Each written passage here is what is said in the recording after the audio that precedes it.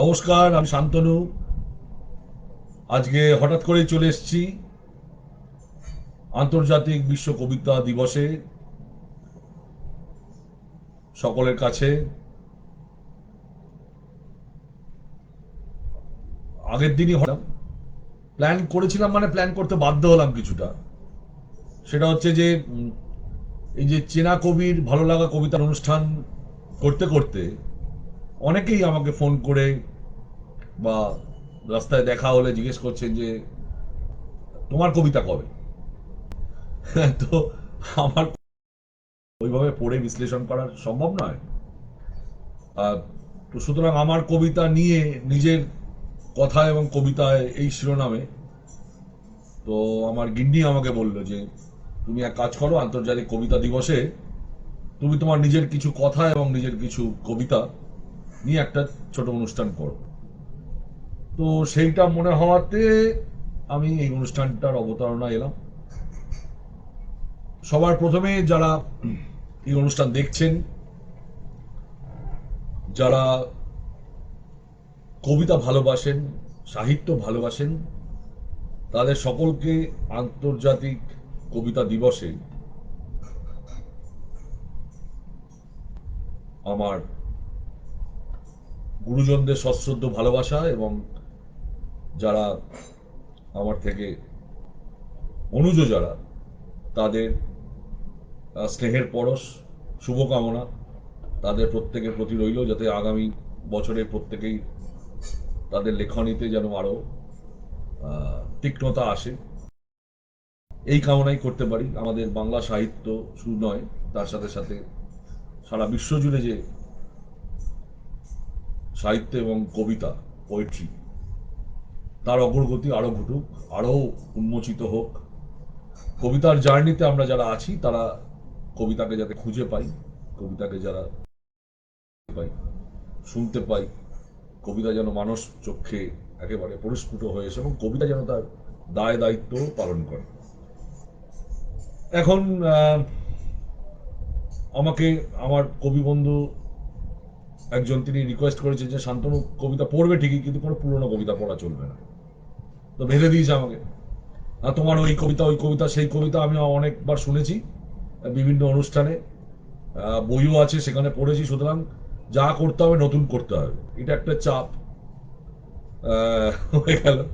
পুরোনো কবিতা বাছা যাবে না, নতুন কবিতা থেকেই আমাকে করতে হবে।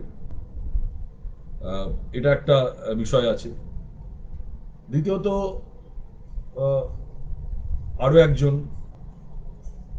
কবি বন্ধু, বলা যায় বন্ধুই বলা যায় বা দাদা, তিনি আমাকে রিকোয়েস্ট করেছেন বা বলেছেন যে কবিতা আজকে পড়ো, কিন্তু কবিতার একটুখানি পটভূমিটা বলো, কেন এই কবিতা লিখলে বা কি ভাবনা থেকে এই কবিতা লিখলে, তাহলে সেটা আরেকটু অন্যরকম হবে। যেহেতু তুমি নিজে লিখেছো, যেটা অন্য কবির ক্ষেত্রে তোমার পক্ষে বলা সম্ভব না, তুমি হয়তো লেখার পর বিশ্লেষণ করছো, তুমি আগে একটু বলার চেষ্টা করো। এখন যে কবিতাগুলো আজকের জন্য আমি বেছেছি সেগুলো একটা সিরিজের মতো, তাতে খুব ভার্সেটালিটি কম থাকবে, মানে পর পর পর পর, এবং আমার মনে হলো যে নিজের কথা যখন বলবো তাহলে নিজের কিছু এবং খুব সেগুলো সাধারণ, মারাত্মক কিছু না, মহৎ কিছু না, সেই সাধারণ কিছু জীবনের কথা আমি, আমার কিছু আত্মোপলব্ধি যেগুলো এসেছে, সেইগুলোই আমি কিছু বলবো। তো এই বছরের শুরুতেই একদম, এই বছরটা আমাদের খুব কঠিন গেছে জানেন, এবং আমি যে সংস্থায় চাকরি করি সেই সংস্থায় এই টানা একটা বছর ছুটি ছাটা কাজের প্রচন্ড পরিশ্রম গেছে কোভিড-19 কে কেন্দ্র করে। ছুটি পাইনি বলতে গেলে, অনেক রাত অবধি কাজ করতে হয়েছে, সকাল থেকে রাত অবধি। তার মধ্যেও তো কখনো কখনো কবিতা বুকের মধ্যে রিন রিন করে বাজে। তো অফিস থেকে একদিন ফিরছি রাত্রিবেলা, সবে শীতের আগমনী বার্তা আর কি। একটু শীত শীত শীত শীত করছে, আমি মোটর বাইকে আসছি, শীত শীত করছে। আর শীত এলেই আমার একটা অদ্ভুত জিনিস হয়, সেটা হচ্ছে একটা মন খারাপ হয় ভীষণ। কেন জানি না, কোথা থেকে এটা হয় আমি তাও বলতে পারছি না, কিন্তু শীত এলে আমার খুব মনটা খারাপ হয়, মনের ভেতরে একটা হু হু হু করে। তখনই মনে হলো আমার যে আমার যদি দুঃখ হয় তাহলে আরো অনেকেরই দুঃখ হতে পারে, গাছেদেরও দুঃখ হতে পারে, নদীর মনেও দুঃখ হতে পারে। আবার দুঃখের মধ্যেই কি নিমজ্জিত থাকবো জীবন? সময় তো এগিয়ে চলেছে, সময় তো আমাকে কোথাও আটকে থাকতে দেবে না। তখনই এসে বোধহয় এই ভাবনা থেকেই আমার এই কবিতার সৃষ্টি, এবং এই কবিতাটি ইতিমধ্যে অলিক পাতা ওয়েব ম্যাগাজিনে তারা প্রকাশও করেছে। আমি সেই কবিতাটি পড়ছি। কবিতাটির নাম শীত আসছে। ধোঁয়া ধোঁয়া বিকেল, না বলা কষ্টের মতো চেপে বসেছে নদীর বুকে। ছলাচ্ছল ছলাচ্ছল বিসর্জিত কাঠামো ঠেলে ঠেলে বাড়ছে জোয়ার। মাছরাঙা পালকে সূর্য অস্ত গেলেও অন্ধকারে জেগে থাকে ঠোঁট। শুধু সন্ধ্যা তারার আলোয় তোমার মুখ দেখে বুঝি শীত আসছে বসন্তের খবর নিয়ে। শীতের শেষে তো বসন্ত, আবার নতুন। বসন্ত হচ্ছে নতুনতার প্রতীক। সমস্ত গাছের যে ঝরে যাওয়া পাতা, তারপর আবার সবুজ পাতা বাড়বে, চারিদিক রঙিন হয়ে যায় লাল পলাশ শিমুল বিভিন্ন ফুলে। এবং তখনই মনে হয় পুরাতন যা কিছু আছে, জীর্ণ যা কিছু আছে, তাকে ঠেলে ঠেলে, দেখবেন আমি কবিতার একটা লাইনে লিখেছি যে ছলাচ্ছল ছলাচ্ছল বিসর্জিত কাঠামো ঠেলে ঠেলে বাড়ছে জোয়ার। যা চলে গেছে তাকে আর মনে রেখে তাকে ধরে রাখা যাবে না। জোয়ারের জল সেখানে আটকে যাচ্ছে না, তাকে টপকে টপকেই যাচ্ছে, ঠেলতে ঠেলতেই। নদীর পাড়ের জন্মের ছেলে তো, মানে আমার নদীর পাড়েই জন্ম, গঙ্গার পাড়ে, হুগলি নদীর পাড়েই।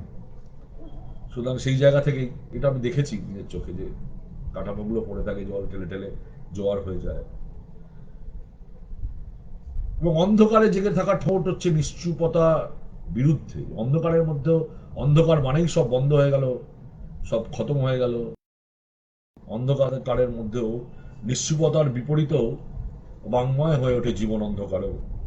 এবং সেই তুমি, এখন এই তুমি বলা খুব মুশকিল। তুমি, তুমি আমার প্রেমিকা, তুমি আমার প্রেরণা, তুমি আমার স্বপ্নের কিছু, তুমি আমার না পাওয়া কিছু। সকলের জীবনে একটা তুমি আছে, যে তুমিটার অঙ্কটা মেলে না। সেটা কিছুটা আমার স্ত্রীর মধ্যে পাই, কিছুটা আমার কোনো বান্ধবীর মধ্যে পাই, কিছুটা আমার মায়ের মধ্যে পাই, কিছুটা অদেখা কারোর মধ্যে পাই। সে একটা তুমি, একটা বিস্ময়সূচক, একটা জিজ্ঞাসা চিহ্নের মতো থাকে। এবং সেই তোমার মুখ, সেই তোমার মুখের স্বপ্ন দেখেই তো বেঁচে থাকা, সেই অজানাকে জানার জন্যই বেঁচে থাকা। তাই শীত বসন্তের খবর নিয়ে, নতুন করে বেঁচে থাকার খবর নিয়ে, মনটা যতই খারাপ হোক, নতুন করে বেঁচে থাকার খবর নিয়েই সে আমাদের কাছে আসছে। এইরকম একটা ভাবনা থেকে এই কবিতাটা অবতারণা করা, এই কবিতাটা আমি লিখেছিলাম। আসলে বাঁচতে ইচ্ছে করে, সব মানুষেরই বাঁচতে ইচ্ছে করে। একমাত্র যারা ওই স্বাধীনতা সংগ্রামী যারা প্রাণ দেব বলে গেছিলেন তারা, অমৃত, অমৃতের পুত্র তারা। আর কিছু আছে যারা একদম ডেডিকেটেডলি আত্মহত্যা করতে যায়, তারা ছাড়া সবাই বোধহয় বাঁচতে ভালোবাসে। এই সুন্দর পৃথিবী ছেড়ে কেউ যেতে চায় না। সুন্দর পৃথিবী ছেড়ে কেউ ছেড়ে যেতে চায় না। এখন জীবন, এটা ঠিক যে বেঁচে আছি, বেঁচে থাকাটাই এক একটা সময় বিস্ময়ের মতো। সরু সুতোর মধ্যে যেন ঝুলছে জীবন সব সময়। তবুও যদি খাদে, আমার মনটা খাদের দিকে থাকবে না, খাদের দিকে ভয়টাই থাকবে, যেদিকে মৃত্যু আছে। আমার আকাঙ্ক্ষা থাকবে পাড়ের দিকে উঠে যাওয়ার। সেই রকম একটা বোধ থেকেই, জীবনের এই বোধ থেকেই মনে হয়েছিল আমার যে আমি তো বাঁচতে চাই, কিন্তু কেন, কিসের জন্য বাঁচতে চাওয়া। সেই হাল থেকেই এই কবিতাটা শুরু। এই কবিতাটির নাম অলৌকিক নির্মাণ। সাহিত্যের বেলাভূমি, তারা এই কবিতাটা প্রকাশ করেছে। একটা নারী নদী হয়ে বইছে, বহতা নদী হয়ে যাচ্ছে গাছ। গাছ হাত পা মেলে ছড়িয়ে দিচ্ছে জ্যোৎস্না।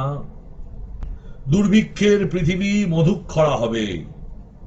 সব অস্ত্রগুলো বাঁশি হয়ে ঝুলবে গাছের ডালে ডালে, যখন আনন্দ স্নান করতে করতে ছুঁয়ে দেব জন্ম নারী, আর জল ছবিতে তোমায়, শুধু তোমায়। আদ্যপান্ত রোমান্টিক ভাবে এটা লেখার চেষ্টা ছিল আমার, যাতে এটা একটা রোমান্টিক ভাবেই কথাটাকে বলা যায়। যার মুখ দেখে বাঁচতে ইচ্ছে করে, সে কি নদী, সে কি গাছ, সে কি জ্যোৎস্নার আলো, জ্যোৎস্না বিচরণের মায়াভূমি, ঠিক জানি না কি দেখে বাঁচতে ইচ্ছে করে।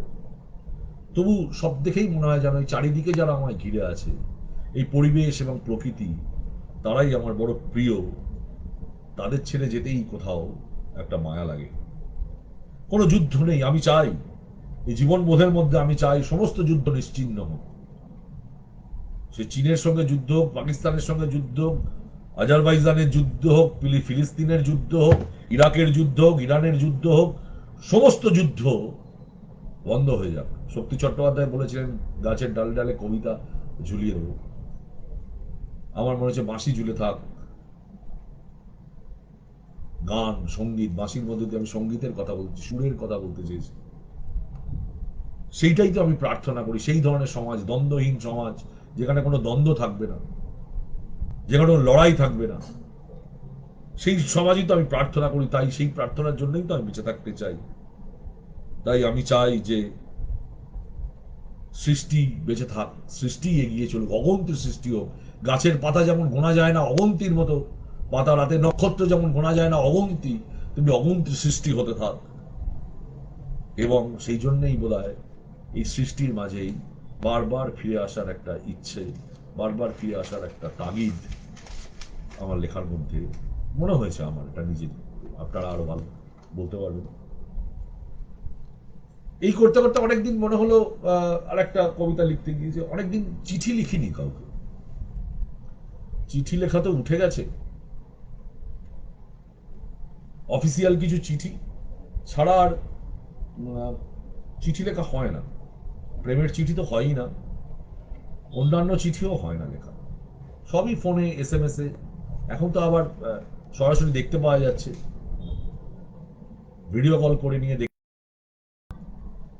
কিন্তু সব কি ভিডিও কলের মধ্যে দিয়ে বলা যায়? সব কি মুখের দিয়ে বলা যায়? কিছু কথা আছে যা করতে হয়। এবং আমার মনে হলো আমি কাকে লিখবো এই চিঠি? প্রিয়তমা কে সে আমার? কাকে লিখবো? নদীকে লিখবো, পাহাড়কে লিখবো, অরণ্যকে লিখবো, ঝরে যাওয়া পাতাকে লিখবো? কাকে লিখবো এই চিঠি, যে আমার বুক পেতে আমার অভিমান, আমার না বলা কথাগুলো গ্রহণ করবে, যা আমি বলতে পারি না কাউকেই? শুধুমাত্র দেয়ালের সঙ্গেও ফিসফিস করা করতেও ভয় লাগে, দেয়ালেরও কান আছে। একটা আজব, একটা দারুণ আর্তনাদের মতো চিৎকার করেও আমার অভিমান আমি ভাসিয়ে দিতে পারি না, লোক সমাজ আছে। তাহলে সেই অভিমানের কথা আমি কোথায় লিখব? কে বুক পেতে নেবে আমার অভিমান? ঠিক এই জায়গা থেকেই একটি ছোট্ট কবিতা আমি লিখলাম, অভিমানের দৃশ্যকল্প। তোমায় দেব বলে হলুদ খামে রাখা অভিমান বার করতেই সেগুলো অগন্তি প্রজাপতি হয়ে উড়ে গেল। আর তখনই ম্যাজিকের মতো নির্জন অরণ্যের মুখে ঠোঁট রাখে মেঘ, অবিরাম বৃষ্টিতে ভিজে যায় নদী, ভেসে যায় আমার ব্রহ্মডাঙা।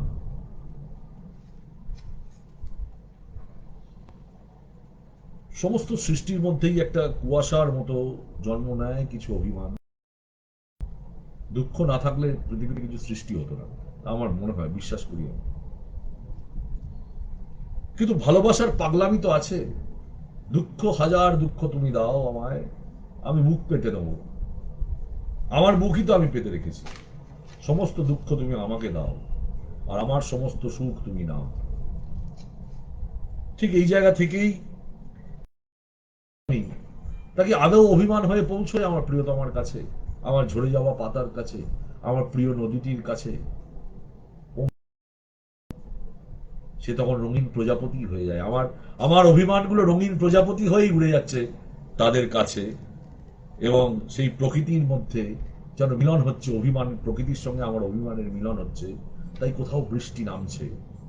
অভিমান, ওই যে বলে না, গলে জল হয়ে যাবে, সেই অভিমান গলে জল হয়ে যাবে। এবং সেখানে যে নদী যে সবসময় নিজেই সিক্ত, সেই নদীর সিক্ততাকেও ভিজিয়ে দিচ্ছে বৃষ্টি, আরো সিক্ত করছে, নদীও ভিজে যাচ্ছে। হ্যাঁ, এবং আমার ব্রহ্মণা, যেখানে আমার সৃষ্টি, হয়তো যেখানে আমার বন্ধা জায়গা আছে, সেই জায়গাতেও বৃষ্টির ফোঁটা পড়বে, আরো উর্বর হবে জমি, সেখান থেকেই সৃষ্টি হবে।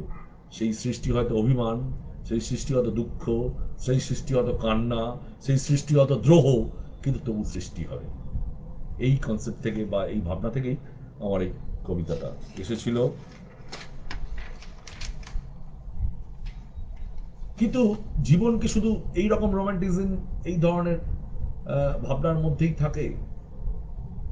শুধু তোমার ভালোবাসা, তোমার, আমার ভালোবাসা, তোমার স্যাক্রিফাইস, আমার কিছু দেওয়া, তোমার কিছু, আমার কিছু পাওয়া, এই যে চাওয়া পাওয়ার বৃত্তের মধ্যে আমরা ঢুকে যাই, তখনই শুরু হয়ে গেল সমস্ত সমস্যা। সমস্ত সমস্যা তখন তৈরি হয়ে গেল এই চাওয়া পাওয়ার মধ্যে, যখন আমরা বন্দী হয়ে যাচ্ছি।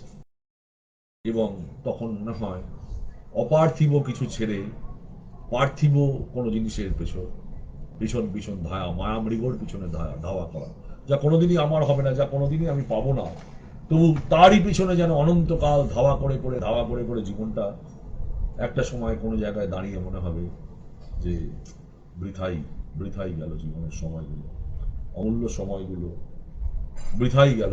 কিন্তু কিছু করারও থাকে না। এই সমাজ সভ্যতার যে চাপ, সেই সমাজ সভ্যতার চাপের জাঁতাকলে পিষ্ট হয়ে যাই আমরা সকলেই। দৈনন্দিন চাহিদা, দৈনন্দিন চাহিদা, আরো আরো চাহিদা বাড়তে থাকে। একটা পূরণ হলেই পরের চাহিদা সামনে এসে দাঁড়ায়। ঠিক তেমনি ভাবেই এই কবিতাটা লেখা। কবিতাটার নাম লোভ। খেলনা বাটি খেলতে খেলতে অজান্তেই মেঘের মতো একখণ্ড লোভ ঢুকে পড়েছে অন্দরে। ভালোবাসার যে অক্ষয় বট সাক্ষী রেখে প্রতিজ্ঞা করেছিলাম দুজনে, সে তার পাতায় পাতায় নেচে বেড়ায়। অবজ্ঞা করে আরো সচেতন অঙ্গীকারবদ্ধ হতে গিয়ে দেখি খণ্ডে খণ্ডে উপাস্য মূর্তি হয়ে গেছে কখন।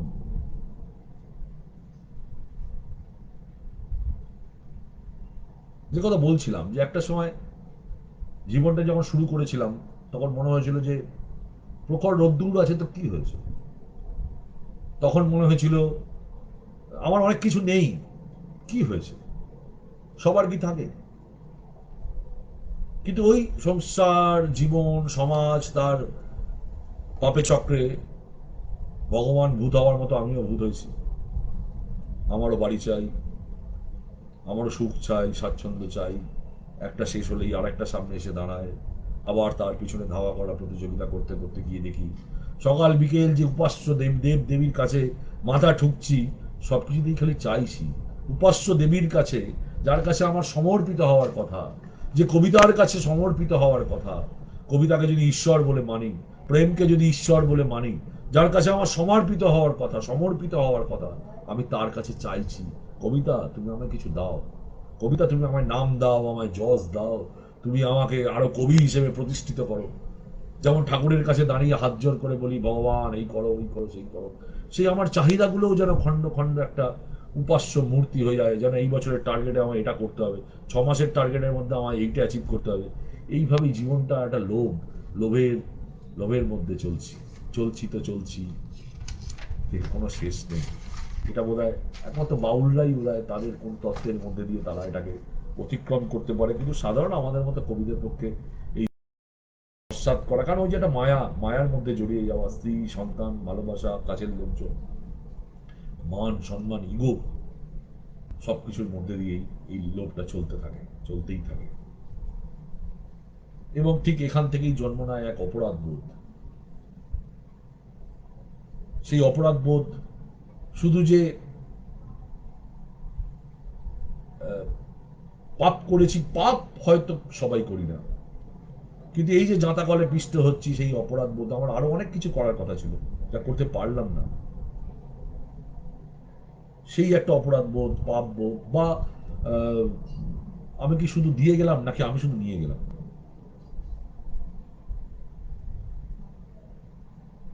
এমনও তো হয় যে আমি হয়তো নিজেকে মনে করছি যে আমি শুধু দিয়ে যাচ্ছি, আমি তো তা নয়, আমি হয়তো নিয়ে যাচ্ছি। এই কবিতাটা 8ই মার্চ লেখা, আন্তর্জাতিক নারী দিবসে। আমি ফেসবুকেও দিয়েছিলাম। প্রতি আন্তর্জাতিক নারী দিবসেই সকালবেলায় বসে একটা কবিতা লিখতে চেষ্টা করি, লেখা যায় কিনা, কবিতা হয় কিনা জানি না। এবারের 8ই মার্চে সেই অপরাধ বোধ বোধহয় আমাকে দিয়ে লিখিয়ে নিল এই কবিতা। সেই কবিতার নাম কনফেশন।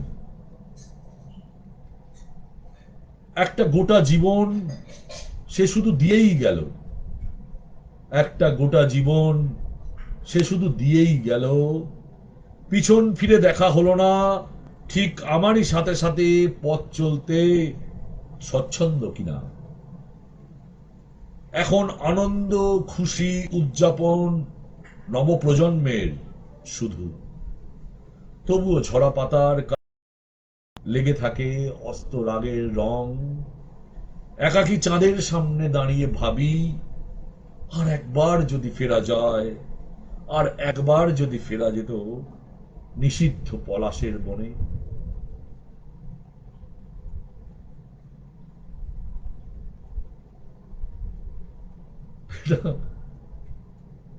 চলার আরেকটা তো জীবন, যে দিয়েই গেল, এই চলতে চলতে যে দিয়ে গেল তার দিকে পিছন ফিরে তাকালাম না, দেখলাম না সে আমার সাথে সাথে ঠিকঠাক আসতে স্বচ্ছন্দ কিনা। অথচ আমি হয়তো তাকে বাধ্যই করলাম আমার চলার পথে, আমার পছন্দের পথে। পুরুষতান্ত্রিক সমাজের যে নিয়ম, যে দস্তুর, তার মধ্যে দিয়ে হয়তো তাকে নিয়ে আমার জার্নি, সব জার্নিতেই কি তার মনের সম্মতি ছিল? এই প্রশ্ন করে আজ আর পাওয়া যায় না। সবটা একটা অভ্যাসে পরিণত হয়, একজন আরেকজনকে জেনে ফেলে, বুঝে নেয়, আন্ডারস্ট্যান্ডিং থাকে, আপোষ থাকে। এই আপোষটা কতটা, এইটাই তো। এবং একটা সময় দাঁড়িয়ে কোথাও তো কোথাও মাথা নিচু করতেই হয়, মাথা নত করতেই হয়। তখন সব এই অপরাধ বোধগুলো ক্ষমা চাইতে থাকে, ক্ষমা চায়। কিন্তু ক্ষমা চাওয়ার সময়টাও হয়তো পেরিয়ে যায়, শীত এসে গেছে, পাতা ঝরে যাওয়ার কাল, তবু মনে ইচ্ছেটা আছে। কিন্তু আমার পাতা ঝরার কালে আমি আর পারবো না কোনোদিন চেষ্টা করলেও, ফেলে এসেছি বহু বহু পেছনে, যা নিষিদ্ধ। শুধুমাত্র একটি বয়সে একটি মন নিয়েই সেই পলাশের মনে প্রবেশ করা যায়, তা আজ ফিরে আর যাওয়ার জায়গা নেই। একটা আফসোসের কবিতা 8ই মার্চে আমি লিখলাম, যা হয় না আর কি, ফেরা যায় না, ফেরা হয় না। কিন্তু তবু এই যে চাওয়া পাওয়া না পাওয়ার মধ্যে চলতে থাকে, একটা খারাপকে ভালো করার দায়িত্ব তো থাকে আমাদের, সকলেরই থাকে। আমরা যেমন ছোটবেলায় জামা ছিঁড়ে গেলে মা জামা রিফু করে দিতেন, সেলাই করে দিতেন। এখনো বোতামটা ছিঁড়ে গেলে স্ত্রী বোতামটা খুলে গেলে, এখনকার জামা কাপড় বেশি ছেড়ে না দেখেছি। আমাদের ছোটবেলায় জামা কাপড় ছিঁড়ে যেত খুব। আমার ছেলে মেয়েকেও দেখেছি জামা কাপড় একটা ছেড়ে টেড়ে, ছোট হয়ে যায়, ছেড়ে না, কি দিয়ে তৈরি হয় জানি না। আমাদের ছোটবেলায় ছিঁড়ে যেত জামা কাপড়, সেই সব জামা কাপড় সেলাই করে পরতাম, রিপু করে পরতাম, মা রিপু করে দিতেন। আমার আজও চোখের সামনে ভাসে দুপুরবেলা রিপু করতে বসতেন, দুটো পা ছড়িয়ে, চোখে চশমা দিয়ে, যার যা ছিঁড়ে গেছে সেগুলো রিপু করে আমরা পরতাম মনের আনন্দে, আবার জামাটা নতুন হয়ে গেল। সেইভাবেই সব কিছু কি রিপু করে সারিয়ে দেওয়া যায়? চেষ্টাটা তবু থাকে। মায়ের যে চেষ্টা ছিল, আমার স্ত্রীর চেষ্টা, সেটা অন্যরকম। আমি আমার স্ত্রীকে একদিন দেখলাম যে ঘরের মধ্যে রুম ফ্রেশনার দিচ্ছে। তা আমি বললাম যে রুম ফ্রেশনার দিচ্ছ? সে বললো না, কেমন একটা ভ্যাবসা গন্ধ লাগছে, কোথেকে আসছে বুঝতে পারছি না, আর রাত্রিবেলা অস্বস্তি হবে, তার থেকে একটা সুন্দর গন্ধ থাক ঘরে, ভালো লাগে, দরজাটা বন্ধ করে দিল ঘরের ভেতর। আর আমার মাথায়, আমার কলমের ডগায় চলে এলো কিছু কথা। সেই কথা আমি পাশের ঘরে এসে সঙ্গে সঙ্গে লিখে ফেললাম। কবিতার নাম মুক্তি।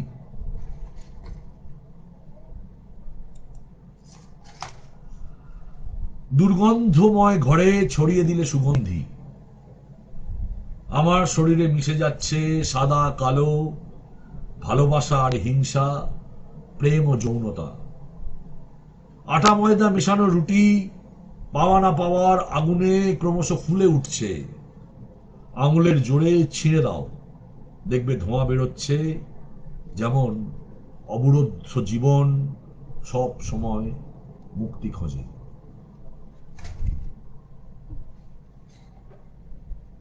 এই চাওয়া না পাওয়ার মধ্যে যে জীবনটা বিদ্ধ হয়ে থাকে,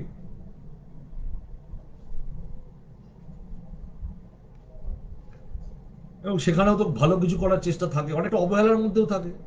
আমার যেমন গিন্নিকে দেখলাম রুম ফ্রেশনার দিচ্ছে, সেখান থেকে কবিতাটা এলো। কিন্তু অনেকেই দেখেছি যে বাড়ির পাশে কিছু ফাঁকা জমি আছে, দেয় 4টে গাছ পুঁতে, সে হট যায় যা খুশি। জবা গাছের পাশেই লাউ গাছ তুলে দিয়েছে। অবহেলিত জমিটা একদম কাজে লাগছে আর কি, সেইভাবেই হয়তো কেয়ারি করা, সুন্দর বাগান করার তার পরিকল্পনা নেই, কিন্তু তবু দুটো প্রান্ত সে সৃষ্টি করছে।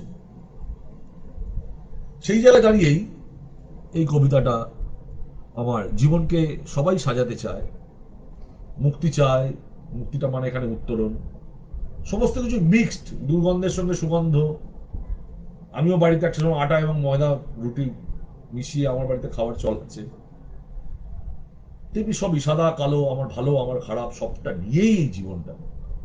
চেষ্টা করতে হবে সবসময় সুগন্ধিটাকে রাখার, সাদাটাকে রাখার, এইভাবেই জীবনের চলা। সেখান থেকেই একটা সাংসারিক জীবনের ঘটনা বা সাংসারিক জীবনের অভ্যাস থেকেই এই কবিতাটা আমার এসে গেছে। ইতিমধ্যে অনেক কবি বন্ধু তারা দেখছেন।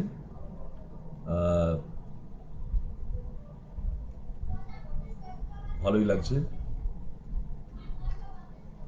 আমি একটু পরে বলবো, সব যারা দেখছেন তারা একটু কমেন্টস করে সেই সব দিয়ে বলবেন যে কেমন কেমন হলো কবিতাগুলো। আমার উপস্থাপন বাদ দিন, কবিতাগুলো কেমন লাগলো এটা একটু বলবেন। আর একটা আনন্দের খবর দিয়ে আমি শেষ করব অনুষ্ঠান। রত্নাদি দেখছেন। এরপর আর একটি দুটি কবিতা পড়বো, 3টি কবিতা তাড়াতাড়ি পড়ে নিচ্ছি। এখন সবাই ধরুন হ্যাপি এন্ডিং চায় জীবনে। একটা কথাই আছে যে যার শেষ ভালো তার সব ভালো, তাই না? সব মানুষের একটা হ্যাপি এন্ডিং, সে সমস্ত সাহিত্য উপন্যাস হ্যান। কিছু কিছু বিয়োগান্তক উপন্যাস বা কবিতা দাগ কাটে অবশ্যই, যেহেতু সেটা বিপরীতে, কিন্তু অধিকাংশই দেখবেন একটা মিলিয়ে দেওয়ার, মিলে যাওয়ার একটা ভাবনা থাকে। সেইভাবেই সেই মিলিয়ে দেওয়া হ্যাপি এন্ডিং এবং কিভাবে ভালো হয়, কিভাবে সুস্থ হওয়া যায়, আরো আরো আরো সেই সেই শুশ্রূষাটা খুঁজে বার করা, যেখানে আমার সমস্ত রোগ সেরে যাবে এবং আরো ভালো দিকে এগোনো যাবে, এরকম একটা ভাবনা থেকেই এই কবিতাটা লেখা। ফিরে আসা। শরীরে শরীর ঘেঁষেই কুয়াশা ধরে, কাঞ্চনজঙ্ঘার হিমেল বাতাস প্রতিরোধী জ্যাকেটে ধাক্কা খেয়ে ফিরে যাচ্ছে পাকদণ্ডির পথে। ভিতরে ভিতরে এখন গভীর ওম জন্ম দিচ্ছে এক উড়ন্ত পাখির, যে পাইনের বন শোনেনি পাতা মারানোর শব্দ, সেখানে গিটার বাজছে ঝনঝন ঝনঝন। সোনালি আলো মেখে বসন্তেই পাখিরা আসে, ফিরেও যায়। সমস্ত প্রতিকূলতাকেই একসাথে কমব্যাট করতে হয়, একসাথে আটকাতে হয়। একা একা লড়াই করা হয়তো সবসময় হয় না। একা একা বাঁচোর যে স্লোগান এখন বর্তমানে, কিন্তু এটা কি সম্ভব? একা বাঁচো সম্ভব না। তেমনি সমস্ত লড়াইও হয়তো একা করা যায় না, সাথ লাগে, সাথী লাগে। এবং যা পেলাম না, যদি একা একা লড়াই করা যায়, করে যদি পেলামও না যা, সেটাকে ভেবে নেবো যে ওটা স্বর্গীয় একটা বিষয়, আমার পাওয়ার কথা ছিল না। তাহলেই দেখবেন যদি মনে করি ওটা আমার পাওয়ার ছিল না, তাই আমি পাইনি, তাহলে দেখবেন সমস্ত দুঃখ চলে যাবে। ওই যে বলেছি, যে পাইনের বন শোনেনি কোনোদিন পাতা মারানোর শব্দ, সেখানে গিটার বাজবে ঝনঝন ঝনঝন। আপনিও দেখবেন, যদি এইভাবে ভাবতে পারেন যে সব লড়াইতেই যে জিতবো তার কোনো কথা নেই, কিন্তু আমি লড়েছিলাম, এইটাই বড় কথা। ফাইট করে যাবে, ফাইট কোনি ফাইট, ফাইট করে যাবো, ফাইট করাটাই বড় কথা। ফলটার দিকে তাকালে অনেক সবসময় লড়াই করা যাবে না। তাহলে পুরু পুরু থাকতেন না, আলেকজান্ডারের কাছে অস্ত্র নামিয়ে দিতেন, ঝাঁসি রানী হতেন না। অনেক সময় হেরে যাব, শেষ হয়ে যাব জেনেও লড়তে হয়, বাধা দিতে হয়। আর যা পেলাম না, এই যে চাহিদার কথা আমি আগে বলছিলাম, এটা চাই ওটা চাই সেটা চাই, অনেক কিছু পেলাম না জীবনে, অনেক কিছু পেলাম না। আমার অনেক জায়গায় যাওয়ার কথা ছিল, অনেক গাছেদের সঙ্গে আলাপ করার কথা ছিল, হয়নি। অনেক নদী যার আমি নাম শুনেছি তার পাড়ে গিয়ে দাঁড়ানোর কথা ছিল, অনেক পূর্ণিমার রাতের জ্যোৎস্না আমি দেখতে পাইনি কাজের চাপে। এই শহরের নিয়নের আলো সেই জ্যোৎস্নাকে ম্লান করে দিয়েছে। ভেবে নেব ওটা আমার পাওয়ার ছিল না, আমার পাওয়ার ছিল না, তাই আমি পেলাম না। তাহলে দেখবেন আপনার ওই পাইনের বনে, মনের ভেতর যে পাইনের বন আছে, সেই পাইনের বনে গিটার বাজছে ঝনঝন করে, এবং সোনালি আলো মেখে পাখিরা, যারা পর্যটন করতে ভালোবাসেন, যারা উড়ে যেতে চায় মন, সেই পাখিরা আপনার জীবনে আসবে, আপনার মনের মধ্যে আসবে, আসবে, তাকে ধরে রাখতে হবে, তা না হলে কিন্তু সেও ফিরে চলে যাবে, আপনি যদি রেসপন্স না করেন। আমার লাস্ট বাট ওয়ান কবিতা, খুব তাড়াতাড়ি শেষ করবো অনুষ্ঠান। এক এক সময় মনে হয় এই সমস্ত কিছু করার পরও এক এক সময় কি হতাশা গ্রাস করে না? হতাশা কি আসে না মানুষের জীবনে? এবং এক সময় কি মনে হয় না যে, আমার তো খুবই মনে হয় যে তার কিচ্ছু হচ্ছে না, যা চাই তা কিচ্ছু করতে পারছি না, কিচ্ছু হচ্ছে, কোনো মিলছে না, কোনো অঙ্ক মিলছে না, কিছুই মেলাতে পারছি না, একটা নির্বোধের মতো, বোকার মতো, খালি যেন ঘানির কলুর বলদের মতো ঘুরে যাচ্ছি, আমার কোনো দিক নেই, ঘুরে ঘুরে এক জায়গাতে বারবার বারবার চলে আসছি, এরকম হয়তো মনে হতে পারে। বা এরকম মনে হয় অনেক সময় যে কার জন্য করা। গিন্নি হয়তো একটু রুড়ো কথা বললো, মেয়ে হয়তো দুম করে মুখের ওপর একটা হয়তো মনে লেগে গেল, লেগে যাওয়ার পর মনে হয় সেই দস্যু হত্যা করার মতো, কার জন্য করা, কি জন্য করা, কি থাকবে, এই যে একটা হতাশার একটা বার্তা। কিন্তু তার মধ্যেও লিখতে লিখতে মনে হয় যে না, সবটাই হতাশা হওয়ার মতো জায়গা নয়, তারও একটা ওই যে কলুর বলদের একটা বৃত্ত আছে, এই কলুর বলদের বৃত্ত থেকেই আমার এই কবিতাটা, এটা শরণ্য কবিতা পত্রিকায় ওরা ছেপেছে, প্রকাশিত হয়েছে। কবিতার নাম চৌকো মানে। একটা শূন্যের ভেতর শূন্য, আরো শূন্য, পর পর শূন্য, অথচ তুমি বলেছো সবসময় চৌকো আঁকতে। চৌকো মানে ঘর, সংসার, দাঁড়ে বসা সুখসারি, একই ফ্রেমে দাম্পত্য মাখামাখি, সারাক্ষণ বিরক্তিকর বকবকম বকবকম। চৌকো মনে, ফালির ভেতর ফালি, ঘরের মাঝে ঘর, মাঝবয়সী নদীর বুকে জেগে ওঠা চরের মতো অবিশ্বাস আর চির খাওয়া কাঁচের প্রেম। তাই বাউন্ডুলে শূন্য আঁকি মহানন্দে, তাই বাউন্ডুলে শূন্য আঁকি মহানন্দে, শূন্যের ভেতর শূন্য, অনেক অনেক শূন্য, যার কেন্দ্রে শুধু মধুক্ষরা ভালোবাসা। মানহীনতার মাঝেও, ওই শূন্যতার মানহীনতার মাঝেও মান আছে, না পাওয়ার মাঝেও কিছু পাওয়া থেকে যায়। নেতির যেমন নেতি থাকে, সব নেগেটিভ নেগেটিভ করতে করতে দেখবেন দুটো নেগেটিভকে পাশাপাশি রাখলে সেটা প্লাস হয়ে যায়, -2 প্লাসে -3 লিখলে -5 হয়। নেতি নেতি অনেক সময় যোগ হয়। তো নেতির নেতি, এটা একটা খুব মানে এটা একটা বিজ্ঞানের কথা বললাম, সমাজ বিজ্ঞানের কথা, নেতির নেতি। এই আবর্তনটা চলে প্রেম, ভালোবাসা, কিছু পাওয়া কিছু না পাওয়া, এবং মায়াকে ঘিরে। আমি দেখলাম এই কলুর বড়দের মতো ঘিরে ঘুরছি আমরা সকলেই, কিন্তু আমি একা নেব, সবাই যারা ঘুরছি, তার একটা কোথাও কেন্দ্র কেন্দ্র যেখানে বলেছি, যাদের কেন্দ্রে শুধু মধুক্ষরা ভালোবাসা, সেই ভালোবাসা এবং তার মায়াতেই আমরা সকলে আটকে আছি। তাই নয় কি বন্ধুরা? এইখান থেকেই এই লেখাটার আমার সৃষ্টি। আমি লাস্ট সর্বশেষ যে কবিতা আজকে বলবো,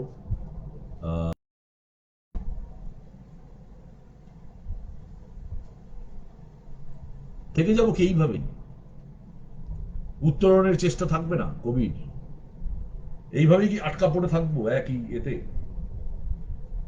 যা হতে চাই, যা পেতে চাই, সেগুলো কি হবে? কিছুই হবে না। আমি লোভের কথা বলছি না, চেষ্টা তো করতে হবে। একজন লটারির টিকিট, ঠাকুর লটারির টিকিট দেয়, ভগবান এসে বললো আরে বাবা তোকে দেবো কি করে, লটারির টিকিটটা তো কাটিস, টিকিটটা কাট। এই চেষ্টা আমাদের করতে হবে, মানুষ হয়ে ওঠার চেষ্টা। আমি কবি হয়ে ওঠার চেষ্টার কথা বলছি না, একজন পূর্ণাঙ্গ মানুষ হয়ে উঠতে হবে। সেই পূর্ণাঙ্গ মানুষ হওয়ার চেষ্টাটা, সেটা কিভাবে নতুন করে শুরু, যে কোনো বয়সেই শুরু করা যায়। এরম করে নেই আমার অনেক বয়স হয়ে গেছে, বা আমি এখন, বা আমি অনেক ছোট আছি, এখন কি শুরু করবো? শুরু করলেই শুরু করলেই একদিন শেষ হবে। আমি শুরু করবো কিনা ভাবতে ভাবতেই যদি কেটে যায়, তাহলে শুরু করা যাবে না। আমার এই কবিতাটির নাম জন্মকথা। এই কবিতাটি তাজীবনের নৌবত পত্রিকায় পাঠিয়েছি, ও বিজ্ঞাপনও দিয়েছে যে সেখানে এই কবিতাটা প্রকাশিত হতে চলে, নৌবত ওয়েব ম্যাগাজিনে, সেখানেও আপনারা পড়বেন। কবিতাটির নাম জন্মকথা। গড়াতে গড়াতে ছেড়েছি পিচ রাস্তা, গড়াতে গড়াতে ছেড়েছি পিচ রাস্তা, মেঠো পথ ও ধুলো এখন সহযাত্রী। বেশ কিছুটা দূরে বিচ্ছিন্ন দ্বীপের মতো কাঠের নির্জন বনবাংলো। কটা দিন ছুটি নিলাম তোমাদের থেকে, ইচ্ছে আছে পদ্ম সরোবরে ডুব দিয়ে সুক্কিট হয়ে যাব শিরিষ গাছে। ফেরার সময় হলে, ফেরার সময় হলে প্রজাপতি জন্ম হবে আমার। ছুটি চাই, মগ্ন ঋষির মতো কোনো জায়গায় তপস্যায় বসতে চাই, কাঠের বাংলোটায়, নির্জন কাঠের বাংলোটায়। আর সমস্ত পাপ, সমস্ত ব্যর্থতা, সমস্ত কিছু ঝেড়ে ফেলে একটা পুণ্য স্নান করে একটু গুটিয়ে যাব কোথাও, সিয়ে শক্তিকে সংহত করব। তারপর যখন নতুন জন্ম হবে প্রজাপতির মতো রঙিন পাখনা মেলে ফিরে আসবো তোমাদের মাঝে। এই আমার স্বপ্ন, এই আমার জীবন বোধ, এইভাবেই আমি চলতে চাই। আজকের আন্তর্জাতিক কবিতা দিবসে সকলে ভালো থাকবেন। আমি শুধু দুটো কথা বলে শেষ করব, সেটা হচ্ছে যে যারা আমার কবিতা শুনলেন বা যারা পরে শুনবেন, কবিতা নিয়ে কিছু নিশ্চয়ই বলবেন, আমি আশা করব কমেন্টসে। যদি কমেন্টস করতে অসুবিধা হয় ফোন করেও বলতে পারেন, তাতে আমি ঋদ্ধ হব। তাতে আমার আমার যে জার্নি, সেই জার্নির যে ফাঁকগুলো থাকবে, সেই ফাঁকগুলো আপনারা দেখিয়ে দেবেন, সেটা আমি খুব আন্তরিকভাবে চাইব। আর দ্বিতীয়ত খুব আহ্লাদের কথা একটি বলছি, সেটা হচ্ছে যে ইতিমধ্যেই কালি কলম এবং মনন পত্রিকা, সেই পত্রিকার পক্ষ থেকে ওরা আমার একটি কবিতার বই প্রকাশিত করতে চলেছে।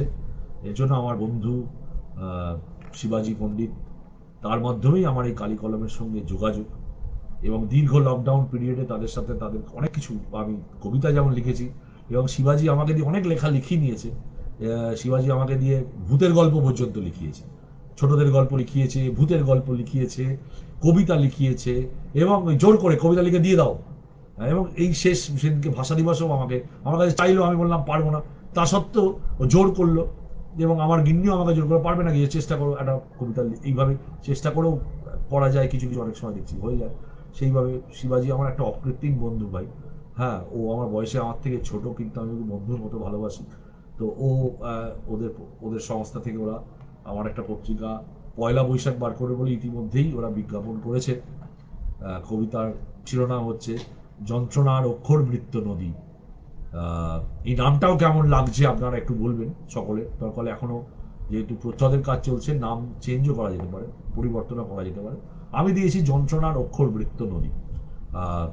তো সেই জায়গায় দাঁড়িয়ে কবিতার বইটা প্রকাশ হলে সবার কাছে নিশ্চয়ই পৌঁছবে। হ্যাঁ, পৌঁছে দেওয়ার চেষ্টা আমি নিশ্চয়ই করবো সকলের কাছে, এই আহ্লাদের খবরটা দিয়ে, আনন্দের খবরটা দিয়ে। এবং সকলে আহ্লাদে থাকুন, আনন্দে থাকুন। আগামী মঙ্গলবার আবার আমি আপনাদের কাছে ফেসবুক লাইভে উপস্থিত হব দেবানন্দ ভট্টাচার্যের কবিতা চেনা কবির ভালো লাগা কবিতা অনুষ্ঠানে সকলের সাথে। ততক্ষণ পর্যন্ত সকলে সুন্দর থাকুন, ভালো থাকুন, সুস্থ থাকুন। শুভরাত্রি।